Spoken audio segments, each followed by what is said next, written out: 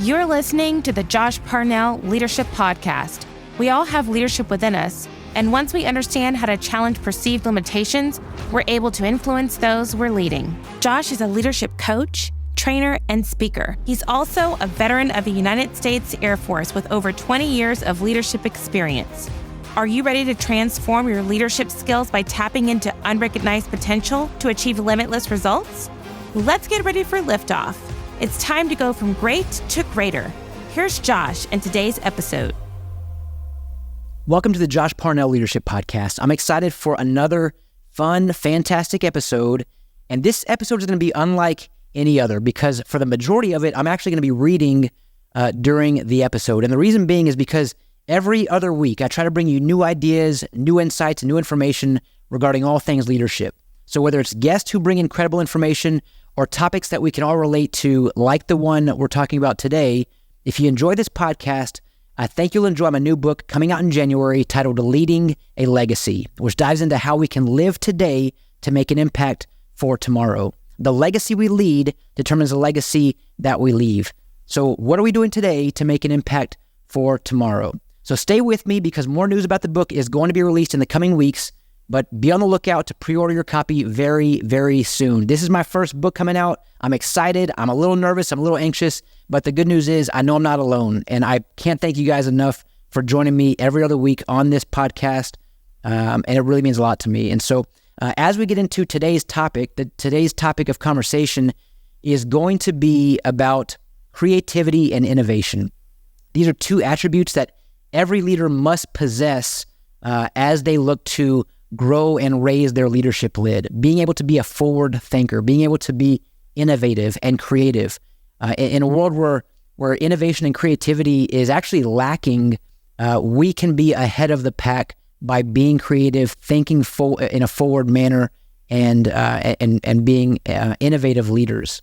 And so, as I mentioned earlier, I'm going to be reading a majority of this episode because I'm going to be sharing a section of my new book, again titled Leading a Legacy, that dives into all the creativity and innovation. And so we're going to get right into it right now with a question of, do schools kill creativity? This is the title of a particular section in the book. So in a world that's always evolving, creativity and innovation is more critical than ever. Today's great is tomorrow's good. And while forward thinking can help us maintain greatness, what happens when we can't seem to see the forest through the trees when it comes to enhancing or evolving? Modifying what we should hold on to might lead to a loss of our identity. Conversely, persisting in what we ought to transform could result in us becoming insignificant and ineffective. And an incredible story that I want to share with you is in 1968, George Land conducted a study to see how creative 1,600 kids between 3 and 5 years old were. So the test he used was the same one he created for NASA to pick innovative engineers and scientists. And it worked so well that he decided to test it on kids.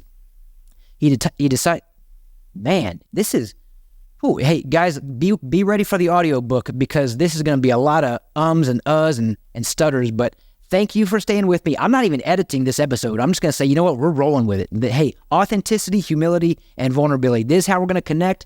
It's not perfect. It may not be pretty, but we're having fun. So George Land tested the same group of kids again when they were 10 years old and again at 15 years old. The results were pretty amazing. While the kids were 5 years old, 98% of them were creative according to the test. But as they got older, the numbers dropped. The same kids tested at an average of 30% at 10 years old and an average of only 12% at 15. Land also gave the same test to 280,000 adults with the average age of 31, and get this folks, only 2% of them showed high creativity. So think about your own life. I'm breaking away from the book for a second. Think about your own life right now. If I would have asked you before I read this particular section, if you're creative, how creative are you? And how creative would you say that you are between a scale of 1 to 100? A lot of us would say, yeah, I'm pretty creative. I think I'm creative. But science suggests otherwise. Data suggests otherwise. Now, going back to the book, George Land's conclusion was that non-creative behavior is learned. A child's imagination runs wild, And it makes sense that creativity in a child is alive and well when there are no limitations in their thought process. Everything is possible to a child because impossible isn't a concept they understand. Sir Ken Robinson's popular TED Talk on the idea that schools kill creativity suggests that creativity is unlearned in school, thus the logical explanation for the low creativity percentage found in adults. The late author, speaker, and international advisor's talk titled "Does School Kill Creativity?" is still the most watched TED Talk of all time. So here we are. We're starting to digest some breaking news that explains so much. We've just learned that we're not as creative as we thought. We also have a better understanding of why we often found ourselves struggling with innovation and forward thinking. That's the bad news. Here's the good news. We can change this. We don't have to stay with the 98% of people living in non-creative land.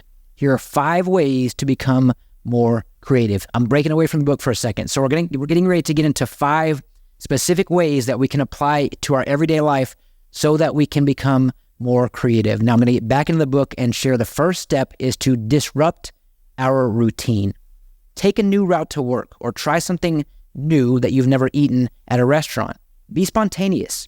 Adventure awaits, so exploring new routes to work can turn mundane commutes into delightful journeys, full of surprises and scenic wonders. By trying unfamiliar dishes at a restaurant, you not only tantalize your taste buds, but also open the door to delicious culinary discoveries from around the world. So be spontaneous. Spontaneity adds spice to your life, making each day feel like a new chapter in your story.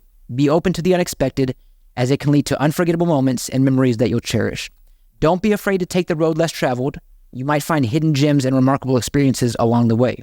Stepping out of your comfort zone by being spontaneous can build your self-confidence and courage. Embracing change and new experiences demonstrates your ability to adapt and thrive. The more you welcome the unknown, the more resilient and confident you become, ready to face whatever life brings your way. So that was the first step. The first step, as I shared just now, was disrupt your routine. The second way that we can become more creative, going back to the book, is to become an effective communicator. So are we talking about this again? Yes, we are, with good reason too, because effective communication begins with clear and confident expression. When you communicate, it's important to articulate your thoughts and ideas in a way that others can easily understand. This means speaking or writing in a straightforward manner, avoiding jargon or overly complicated language. By doing this, you ensure that your message is accessible to a wider audience, making it easier for others to engage with your ideas and information. Being an effective communicator doesn't only involve speaking or writing. It also requires active listening. Active listening means giving your full attention to the person who is speaking, showing that you value their perspective. This not only helps in understanding their point of view, but also strengthens your relationships by making others feel heard and respected. When you actively listen, you can respond more thoughtfully and constructively, leading to better conversations and problem solving. Empathy and respect are essential components of effective communication. Empathy means putting yourself in someone else's shoes and trying to understand their feelings and needs. Respect involves treating others with courtesy and consideration, regardless of differences in opinion or background. When you communicate with empathy and respect, you create a positive and inclusive environment, fostering open and constructive dialogues. This not only helps in resolving conflict, but also builds in stronger connections with those that you interact with, ultimately enhancing your communication skills. So that was the second way that we can that we can be more creative. So getting into the third way, the title here for the third one is Ask and You Shall Receive.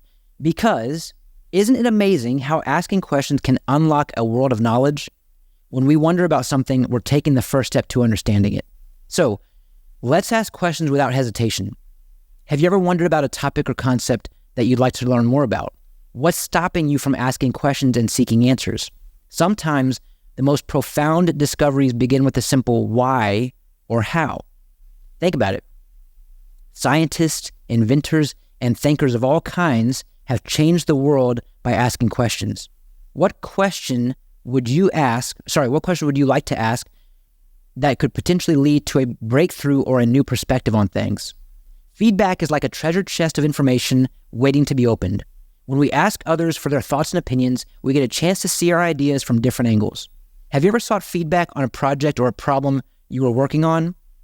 What valuable insights did you gain from that experience? The saying, "we don't know what we don't know," is a reminder that the world is full of surprises and mysteries. Isn't that exciting? Every day brings new opportunities to learn and grow. So, how do you feel about the idea of not knowing everything? Do you see it as a chance for personal development? Change can be intimidating, but it's also an opportunity for progress. Think about times in your life when something changed unexpectedly. How did you adapt? And what did you learn from that experience? Are there any changes you're currently going through or considering that could lead to a positive transformation?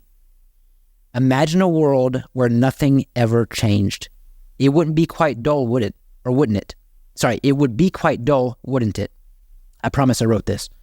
Change is what keeps life interesting. What changes would you like to see in the world or on your own? What steps can you take to make those changes happen? The world is full of challenges and opportunities, but nothing changes if we don't take action. So what are some issues or causes that you're passionate about? How can you get involved and make a positive impact? Making changes often requires courage. It might mean stepping out of your comfort zone or challenging the status quo. Have you ever taken a bold step to make a difference? How did it feel? And what did you learn from that experience?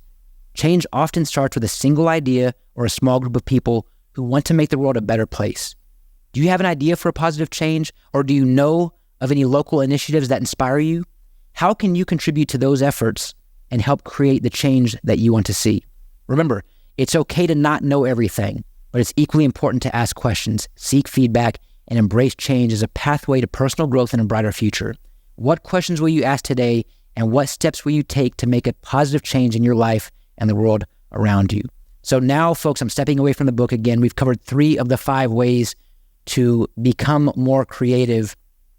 And you'll notice a lot of this is simply stepping out on our own, stepping out of our comfort zone to get comfortable being uncomfortable. If you listen to this podcast before, you've likely heard me say the phrase something along the lines of how growth and comfort can't coexist together, because it's absolutely true. We cannot grow in our comfort zone. And so a lot of this requires stepping out and branching out and trying new things and seeking new opportunities, being spontaneous, disrupting our routine.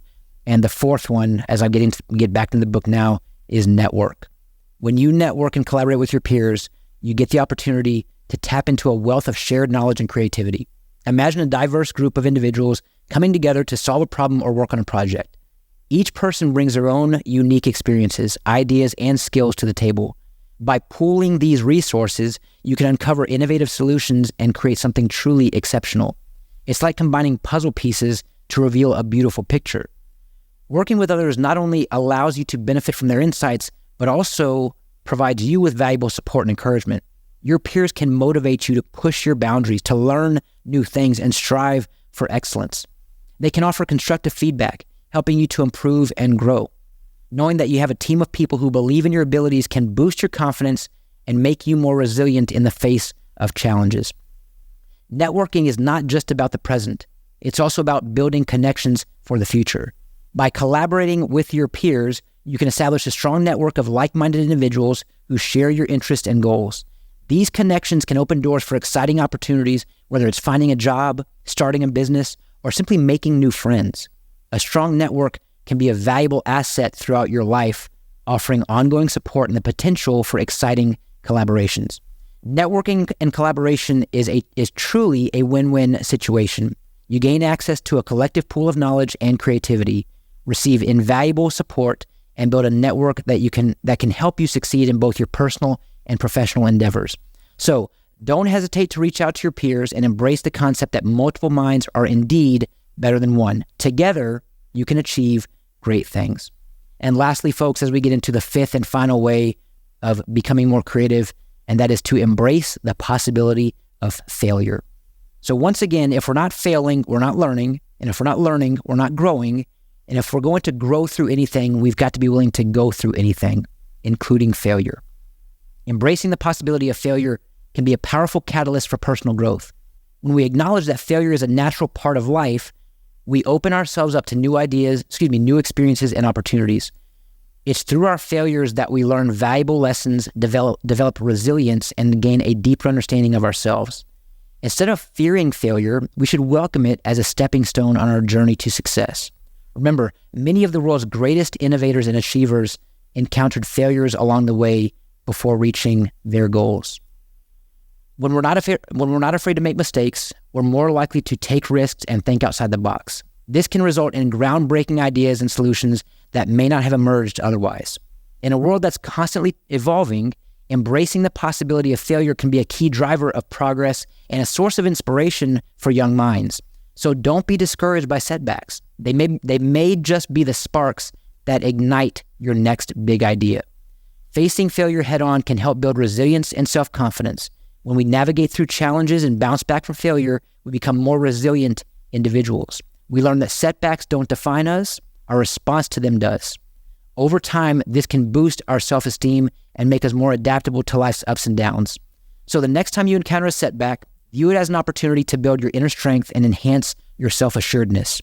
Remember, success is often a journey with a few detours through failure. Doing and thinking differently forces us to become more open-minded, which allows our creative juices to expand and flow freely. Putting these 5 practices into your life will help your creativity soar to new heights and be a forward-thinking creator. So, folks, I appreciate you allowing me the opportunity to read a portion of my new book, again, titled Leading a Legacy. It's coming out in January. So I think what I want to do is share how every episode we do look to transform our leadership skills by tapping into unrecognized potential to achieve limitless results. If you've heard me say that before, you know that's kind of my tagline. It's a bit of my mission. My mission is to reach people and build more leaders, but I appreciate the opportunity to share this excerpt. I hope that you're able to take away from these 5 ways to be more creative, something that you can apply to your everyday life. I should mention, if you want to test your own creativity, you can go to testmycreativity.com to get your own creativity assessment. It's a free assessment.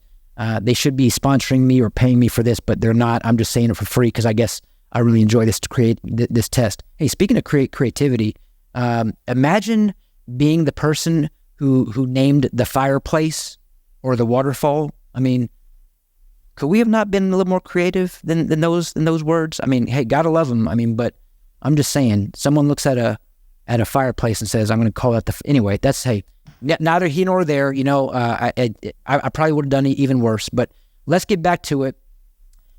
If you haven't done so, please be sure to hit that subscribe button on this podcast so that you never miss another episode. And if you like what you hear, please leave a review. The more reviews that we receive, the more this podcast is able to reach people and build leaders. So leave a review, share with your friends and family. And speaking of family, this episode is being released during Thanksgiving week.